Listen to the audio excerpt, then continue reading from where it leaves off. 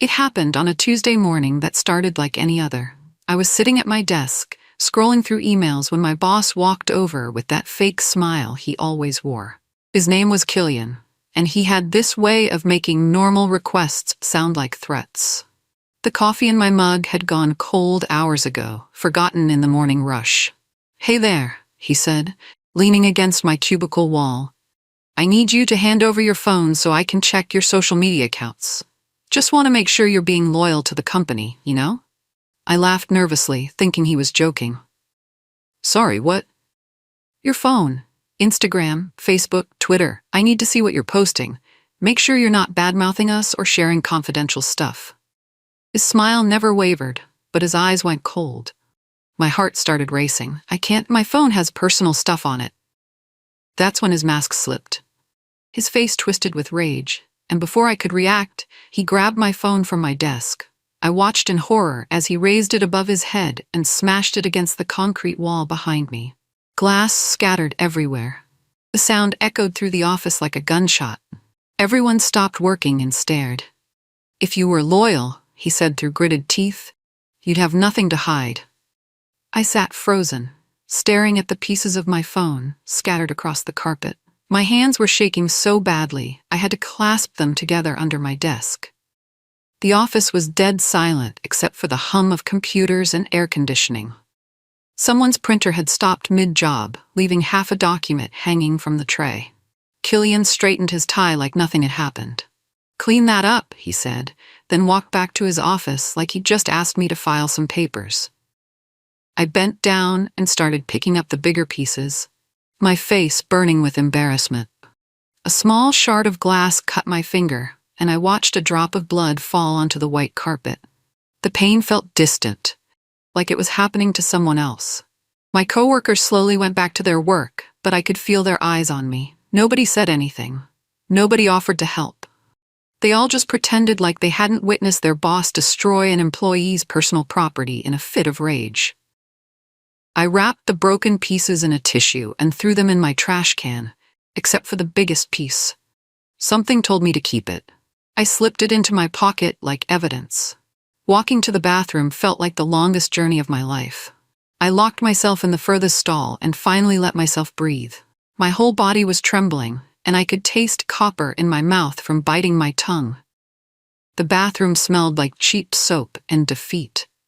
Fluorescent lights buzzed overhead, casting harsh shadows that made everything look sickly and wrong. I pulled out the piece of glass and stared at it.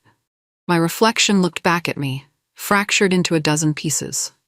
That's exactly how I felt, broken, scattered, trying to figure out how to put myself back together. The worst part wasn't the phone. I could buy another phone. It was the humiliation. The way he'd done it in front of everyone, marking me as the person who couldn't be trusted. The person who had something to hide. But as I sat there, something shifted inside me. The shame started turning into something else. Anger.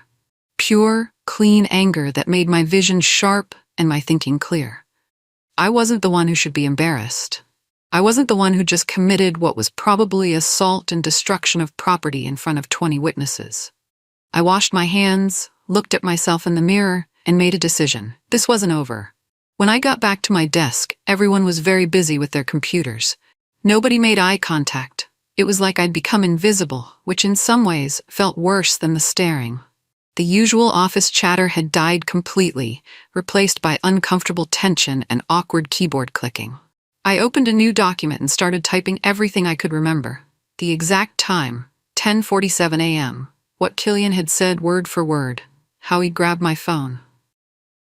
The sound it made when it hit the wall, the way the glass scattered, every detail felt important, like I was building a case one sentence at a time. My cubicle neighbor, a quiet guy named Weston, slid a sticky note onto my desk without looking up. It said, "Are you okay?"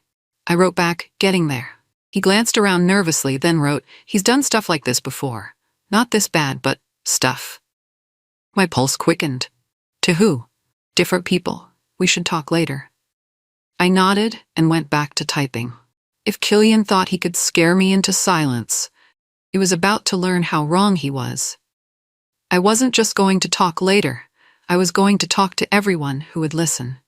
During lunch break, I drove to the nearest phone store and bought a cheap replacement phone. The teenager behind the counter looked at me strangely when I asked if they sold data recovery services. His name tag read Tyler, and he couldn't have been older than 19. "Depends," he said. "What happened to your old phone?" My boss smashed it against a wall. His eyebrows shot up. "Seriously? That's messed up, dude. You should totally sue him." "I'm thinking about it." "Well, if you had cloud backup, most of your stuff should still be there. Photos, messages, that kind of thing." Relief flooded through me. I'd forgotten about cloud backup. When I got home that night, I logged into my accounts and started downloading everything. Screenshots of text messages, photos, even old emails. I didn't know what might be useful, but I wanted it all. I also started researching employment law. Destruction of personal property, workplace harassment, invasion of privacy. The more I read, the angrier I got.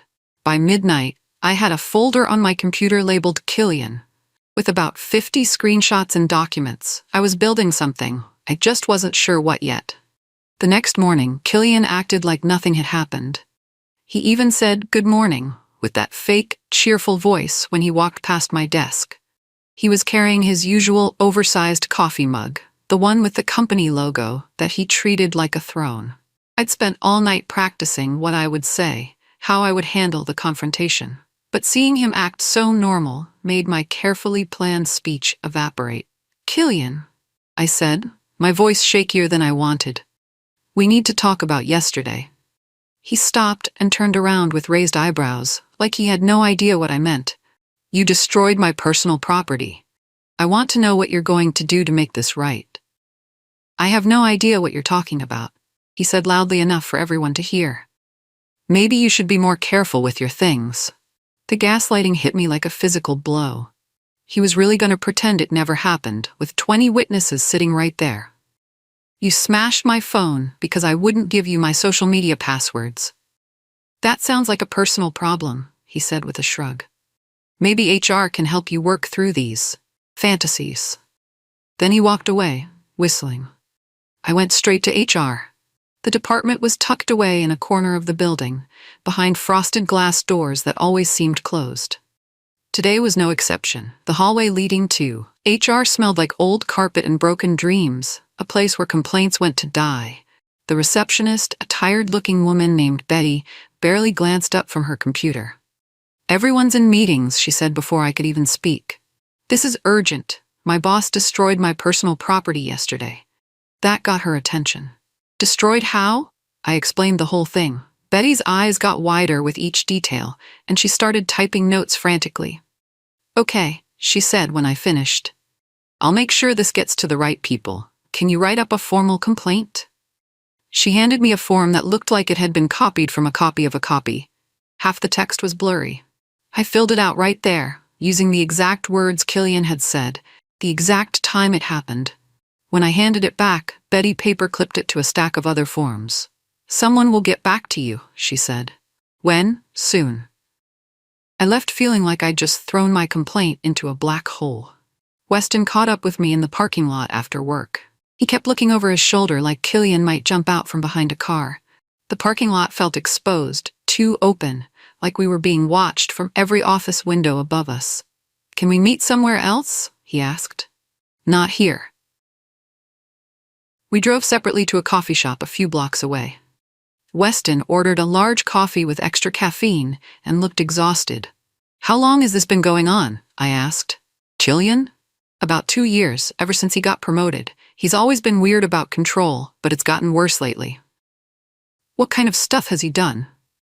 Weston pulled out his own phone and showed me a screenshot. It was a text message from Killian, sent at 11 p.m. on a Sunday.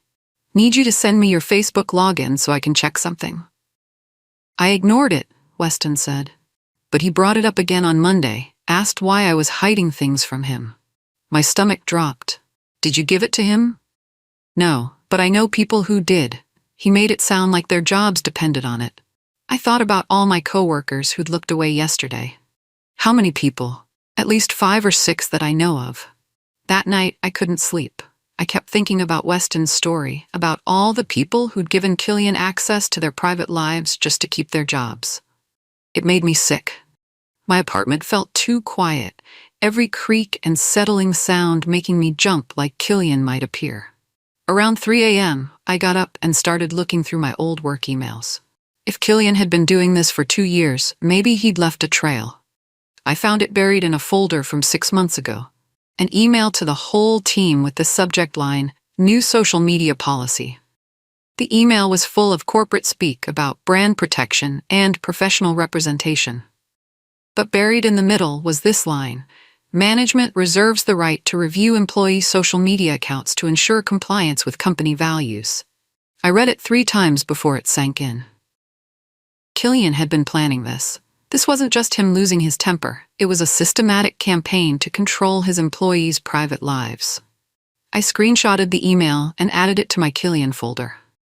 Then I started going through every company communication from the past 2 years, looking for more evidence. By sunrise, I had found 4 more emails that mentioned social media monitoring and loyalty verification. I wasn't just dealing with an angry boss anymore. I was dealing with a predator. The next day, I decided to test something. During my lunch break, I posted on Facebook, "Having a tough week at work, but staying positive." It was completely innocent, but I wanted to see what would happen. I even included a generic motivational quote and a coffee cup emoji to make it seem completely harmless. Within an hour, Killian appeared at my desk. "We need to chat," he said. He led me to a small conference room and closed the door. "I saw your post," he said without preamble. My blood turned to ice. "What post?" "On Facebook, about having a tough week." He leaned back in his chair with a smug smile. "Want to tell me what that's about?" "How did you see my Facebook post?" "I have my ways. The question is, what are you complaining about? Because from where I sit, you've got a pretty good job here." I stared at him, trying to process what had just happened. He was monitoring my social media. Somehow, he was watching everything I posted online. "Are you following my Facebook?" "I'm protecting this company's interests. If you've got problems with that, maybe this isn't the right place for you." I walked out of that meeting knowing 2 things. Killian was definitely breaking the law, and I was in more danger than I'd realized. I spent my lunch break in my car, calling employment lawyers. The first 3 I tried were busy or didn't call me back. The 4th one, a woman named Blakely Rodriguez, agreed to a brief phone consultation. "Let me get this straight," she said after I explained the situation. "He destroyed your phone, he's monitoring your social media without permission, and he's demanding access to your personal accounts?" "Yes. That's textbook harassment, plus destruction of property, plus invasion of privacy. How long has this been going on?" "The phone thing was 3 days ago, but I think he's been monitoring people for months." "Do you have any proof?" I thought about my growing folder of screenshots and emails. "Some. Here's what we're going to do. Document everything, every interaction, every email, every weird request. Get other employees to come forward if you can. This isn't just about you. If he's doing this to multiple people, we might have a pattern of abuse. What if he fires me before I can gather evidence? Then we'll add wrongful termination to the lawsuit. Don't quit, no matter what he does. Make him fire you if that's what he wants." I started reaching out to coworkers carefully. Not everyone was willing to talk, but the ones who did told similar stories. Casey from accounting showed me a text Killian had sent asking for her Instagram password for a company project. When she refused, he'd started giving her the worst assignments and criticizing her work constantly. Jordan from marketing said Killian had friended him on Facebook under a fake name, then confronted him about a photo from a weekend party where Jordan was holding a beer. The most disturbing story came from Ashley in customer service. Killian had somehow gotten access to her Twitter account and screenshot a joke she'd made about her workload. He'd shown the screenshot to their department head and suggested she might not be committed to excellence. "How did he get into your Twitter?" I asked. "I don't know. I never gave him the password. But he knew stuff I'd posted, word for word." A chill ran down my spine. Killian wasn't just asking for passwords. He was finding ways to access accounts without permission. That night, I changed all my passwords and turned on 2-factor authentication for everything. The next morning, I found a written warning on my desk. It said I was being disciplined for unprofessional social media usage and creating a negative work environment. I read it twice, my hands shaking with rage. Killian was retaliating against me for talking to the lawyer, for asking questions, for not rolling over and accepting his abuse. The warning was signed by Killian and dated yesterday, the same day I'd been making calls during lunch. I marched straight to HR. Betty looked up from her computer with tired eyes. "I need to file a formal complaint about retaliation," I said, slapping the warning down on her desk. "What kind of retaliation?" "My boss is punishing me for reporting his illegal behavior." Betty read the warning and frowned. "This says you were posting negative things about the company." "I posted one sentence about having a tough week. How is that worth a written warning?" "Well, social media can be tricky. Betty, he destroyed my phone because I wouldn't give him my passwords. Now he's writing me up for posting completely normal stuff. This is retaliation, and it's illegal." Betty's frown deepened.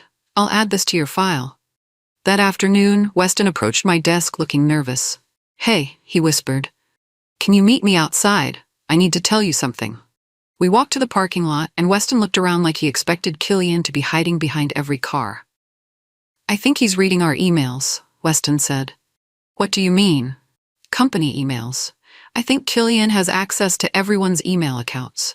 Yesterday, I sent a message to Casey about a project, and this morning Killian mentioned Deesh from that conversation that he shouldn't have known." My stomach dropped. "Are you sure?" "Are you sure?" "Pretty sure. And there's something else." Weston pulled out his phone. "I did some digging into Killian's background. He's not just our boss. He's related to someone high up in the company. His uncle is on the board of directors." Everything clicked into place. The fake HR responses, the way Killian acted untouchable, the reason nobody had stopped his behavior for 2 years. "That's why he thinks he can get away with this," I said. "Yeah, but here's the thing. I don't think his uncle knows what he's doing. The board would not be okay with this if they knew." I spent the weekend building my case like my life depended on it. Screenshots, emails, witness statements, legal research. I created a timeline of Killian's behavior going back 2 years, with dates and evidence for everything. Blakely, my lawyer, reviewed everything over a video call. "This is solid," she said, scrolling through my documents. "Really solid. The email monitoring, the social media stalking, the retaliation. We can prove all of it." "What's our next step?" "We're going to send a demand letter to the company. Not to Killian, to his uncle on the board. We're going to lay out exactly what's been happening and demand immediate action.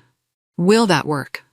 Either they'll take it seriously and fix the problem, or they'll ignore it, and we'll have proof they knew about illegal activity and chose to do nothing.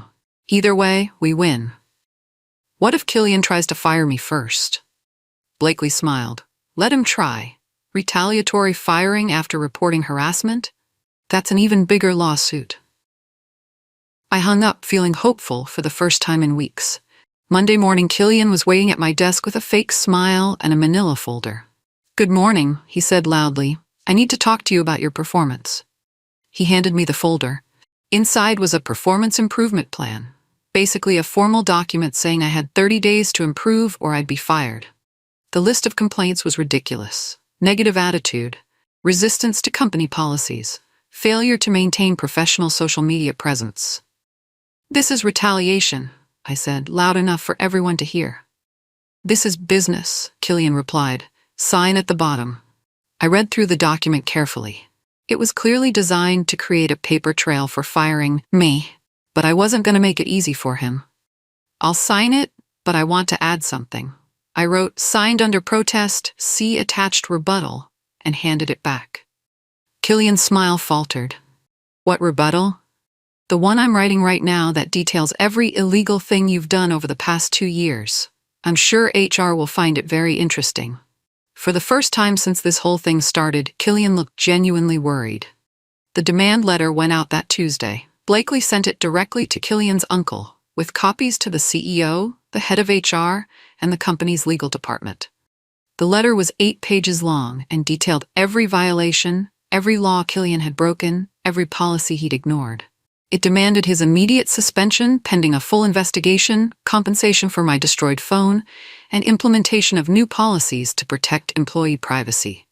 The response was swift. By Thursday morning, I had a meeting scheduled with the CEO, the head of legal, and Killian's uncle. Killian was not invited. "This is it," Blakely told me over the phone. "Either they do the right thing, or we take them to court." I spent Thursday night practicing what I would say, going over my evidence one more time. I'd come too far to mess this up now. The meeting was scheduled for 9 a.m. Friday. I arrived at 8:45 with a briefcase full of printed documents and a USB drive with everything backed up. Killian was nowhere to be seen. The CEO's conference room was bigger than my apartment. Floor-to-ceiling windows looked out over the city, and the long mahogany table could seat 20 people easily. I sat across from 3 of the most powerful people in the company, trying not to let my hands shake as I opened my briefcase. The CEO, a woman named Patricia Hamilton, spoke first. "We've reviewed the allegations in your attorney's letter. These are very serious claims. They're all true," I said, "and I have proof." Killian's uncle, a stern man named William Ronalds, leaned forward. "Before we begin, I want you to know that I had no knowledge of my nephew's behavior. If these allegations are accurate, I'm deeply disturbed." I spent the next hour walking them through everything. The phone destruction, the social media monitoring, the email access, the retaliation. For each claim, I had screenshots, witness statements, or documentation. By the end, Patricia was shaking her head in disgust. "This is absolutely unacceptable," she said. "We'll be conducting a full investigation immediately." "What happens to Killian?" I asked. William Ronald's jaw was tight with anger. "He's being suspended without pay, effective immediately. Depending on what the investigation finds, he'll likely be terminated." The investigation took 2 weeks. During that time, Killian was banned from the building and cut off from all company systems. I came to work every day not knowing if I'd see him lurking in the parking lot or waiting by my car. But he never showed up. Other employees started coming forward with their own stories. Apparently, my willingness to fight back had given others the courage to speak up. HR was flooded with complaints about Killian's behavior going back years. The IT department found evidence that Killian had been accessing employee email accounts without authorization for over 18 months. They also discovered spyware on several company computers that was sending employee internet activity directly to Killian's personal email. "How is that even legal?" I asked Blakely. "It's not. He could face criminal charges for this stuff." The investigation concluded on a Friday. Patricia Hamilton called an all-hands meeting that afternoon. "Effective immediately, Killian Jensen has been terminated for gross misconduct," she announced. "We will be implementing new policies to prevent this kind of behavior in the future." The room erupted in applause. The civil lawsuit moved quickly. With all the evidence we'd gathered, and the company's own investigation backing up our claims, Killian's lawyers pushed for a settlement within a month. "They don't want this going to trial," Blakely explained. "Too much bad publicity." The settlement was more than I'd expected, enough to cover my legal fees, compensate me for the harassment and destroyed property, and leave me with a substantial amount left over. But the money wasn't the best part. The best part was the day Killian's termination became public knowledge in our industry. Word spread quickly through professional networks. His LinkedIn profile went dark. Job hunting became very difficult for someone with "fired for harassment and privacy violations" on their record. "Do you feel bad for him?" Weston asked me one day at lunch. I thought about it honestly. "No," I said. "He made his choices. He could have stopped at any time, but he kept escalating. He brought this on himself." "What are you going to do now?" I looked around the office. The same cubicles, the same fluorescent lights, the same beige walls, but somehow it all felt different now. 6 months later, I was promoted to Killian's old position. The irony wasn't lost on me. I was now managing the same team Killian had terrorized for 2 years. My first day in the new role, I called a team meeting. "I know you've all been through a lot," I told everyone gathered in the conference room. "I want you to know that things are going to be different now. Your privacy is your privacy. Your personal life is your personal life. Anyone who tries to cross those boundaries will answer to me." The relief in the room was visible. People were smiling, making eye contact, sitting up straighter. If anyone ever makes you feel uncomfortable or asks for access to your personal accounts, you come to me immediately. No one should have to go through what we all went through. After the meeting, Ashley stayed behind. "Thank you," she said quietly. "I know it took a lot of courage to fight back against Killian. You probably saved all of us." We all saved each other. None of this would have worked if people hadn't been willing to speak up. The company implemented new policies based on our case. Clear guidelines about privacy, social media monitoring, and employee rights. Mandatory training for all managers about appropriate workplace behavior. An anonymous reporting system for harassment. I helped design the training program, sharing my story with managers across the company. It was strange at first, standing in front of rooms full of executives and talking about Killian's abuse. But each time I told the story, it felt a little less painful and a little more powerful.